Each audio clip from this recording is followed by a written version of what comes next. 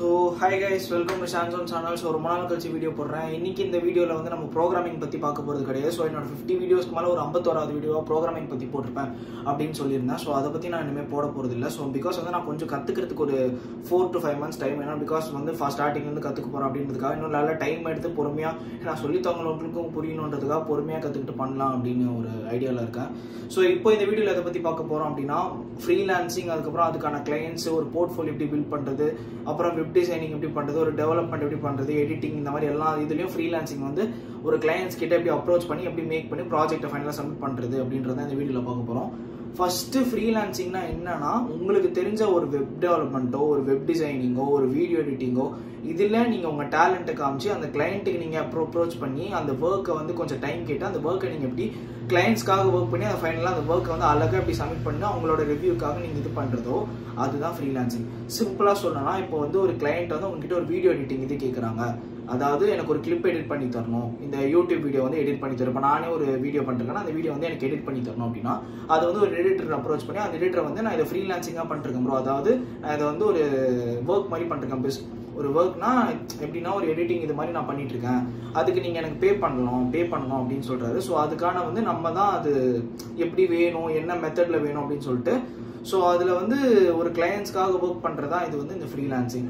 So video எடிட்டிங்காக இருக்கட்டும், web development, ஒரு start up companies, இப்போ நிறைய வந்து ஸ்டார்ட் அப் கம்பெனிஸ் இருக்கு, ஒரு கடை ஆரம்பிக்கிறாங்க. இப்போ எக்ஸாம்பிளுக்கு வந்து நிறைய டீ ஷாப்ஸ், இப்போ எக்ஸாம்பிளுக்கு வந்து ஒரு ஸ்டார்ட் அப்பா பர்கர், ஃப்ரெஞ்ச் ஃப்ரைஸ், அந்த மாதிரி ஏதாவது ஒரு ஃபுட் பெவரேஜஸ் அந்த மாதிரி ஷாப்லாம் ஆரம்பிக்கிறதுக்கு வந்து கண்டிப்பாக ஒரு வெப்சைட் தேவை. இப்போ எக்ஸாம்பிளுக்கு மெக்டானல்ட்ஸ், கேஎஃப்சிக்குலாம் ஒரு வெப்சைட். ஸோ உங்களுக்கான ஒரு டைம் வந்து ஒரு 6 to 7 months உங்கள் ஸ்கில் டெவலப் பண்ணுறதுக்கு இது பண்ணிவிட்டு, ஸோ உங்களுக்கு என்ன வருன்றது வெப் டிசைனிங்கோ இல்லை வெப் டெவலப்மெண்ட்டோ இல்லை வந்து ஒரு வீடியோ எடிட்டிங்கோ பார்த்து ஸோ அந்த மாதிரி ஒரு வெப்சைட்டை இது பண்ணுறதுக்கு அந்த மாதிரி ஒரு இது பண்ணுறது தான் வந்து அதுக்கான வந்து வெப் டெவலப்மெண்ட் டெவலப்பர்ஸ்லாம் வந்து அந்த வெப் டிசைனிங் எப்படி பண்ணுறது, அதிலே போஸ்டர் டிசைனிங் இருக்குது. அப்புறம் வந்து டெவலப்மெண்ட் சைடில் வந்து அந்த டெவலப்பர் வந்து ஒரு ஏபிஐ ஃபெச் பண்ணி எப்படி இது பண்ணுறாங்கன்ற ஒரு இது இருக்குது. ஸோ இது எல்லாமே தான் ஃப்ரீலான்சிங்கில் வரும்.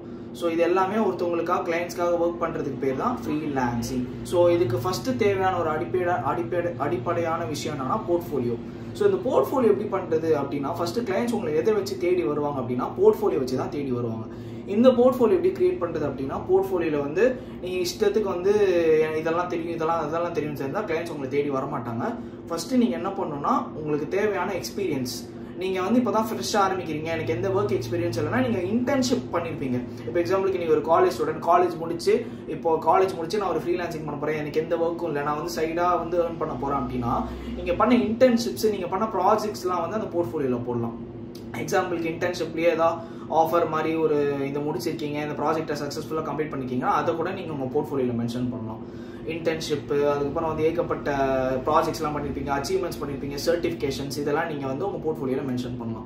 ஸோ இந்த போர்ட்ஃபோலியோவில் இது பண்ணுறது மூலிமா நீங்கள் அது மூலிமா எக்ஸ்பீரியன்ஸ் இது பண்ணி அது மூலம் ஒரு இன்ட்ராக்டிவான போர்ட்ஃபோலியோ இது பண்ணுறது மூலிமா நீங்கள் ப்ராஜெக்ட்ஸ்லாம் கிட்டபிள் போட்டு அந்த கிட்டப் லிங்க் மறக்காமல் உங்கள் போர்ட்ஃபோலியோவில் போட்டால் மட்டும்தான் கிளைண்ட்ஸ்லாம் உங்களை தேடி இவன் இந்த ஏபிஐ எல்லாம் ஃபெச் பண்ணி ப்ராஜெக்ட் பண்ணியிருக்கான் அப்படின்றத தேடி வருவாங்க.